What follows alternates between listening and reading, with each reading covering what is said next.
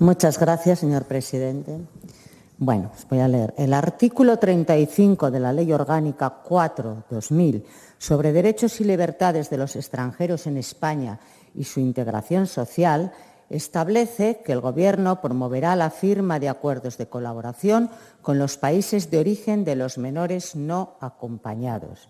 Dichos acuerdos deberán contemplar de forma integrada la prevención de la inmigración irregular, la protección de los menores no acompañados y su retorno a sus países de origen.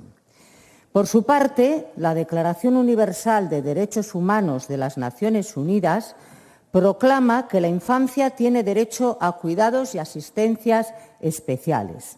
En este sentido, se reconoce a la familia como el grupo fundamental de la sociedad y como el medio natural para el crecimiento y bienestar de sus miembros, especialmente de los niños. Para el pleno y armonioso desarrollo de su personalidad, los niños deben crecer en el seno de su familia, en un entorno que favorezca la paz, la dignidad, la tolerancia, la libertad, la igualdad y la solidaridad. Esto es de la Declaración Universal de Derechos Humanos. Asimismo, el artículo 5 de la Convención sobre los Derechos del Niño establece que los Estados parte respetarán las responsabilidades, derechos y deberes de los padres o, en su caso, de los miembros de la familia o la comunidad, así como de los tutores para garantizar una educación y una formación adecuada para los menores. Además, el artículo 11, en su punto 1, señala que los Estados parte adoptarán medidas para luchar contra el traslado ilícito de niños al extranjero y la retención ilícita de menores en el exterior. En este contexto, es importante señalar que a España llegan menores no acompañados de forma ilegal, separados de sus padres por mafias que se benefician del tráfico de personas, un fenómeno que debe combatirse con determinación.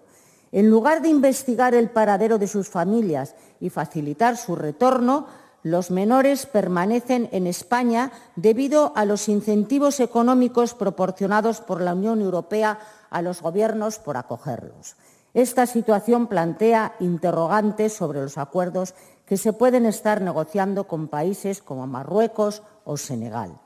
Cabe preguntarse, ¿realmente se prioriza el bienestar de estos menores, en su mayoría adolescentes?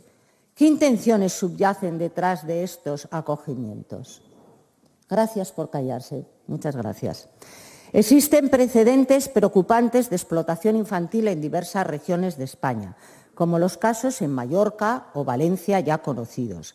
Navarra no ha sido ajena a este tipo de incidentes.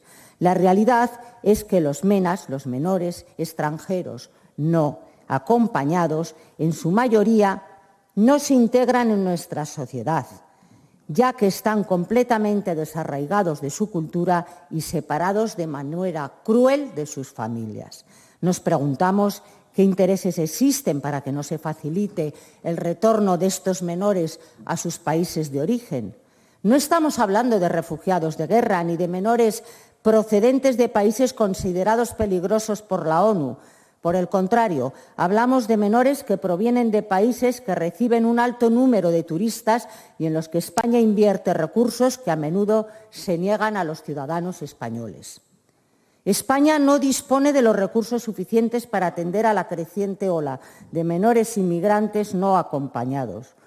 Nuestra situación económica es delicada, marcada por altas tasas de desempleo, deuda pública, la destrucción de nuestra industria y políticas que amenazan nuestra agricultura y ganadería en beneficio de los países africanos de los que provienen muchos de estos menores. Además, el acceso a la vivienda se ha convertido en un lujo para muchos y la calidad de la sanidad se está deteriorando.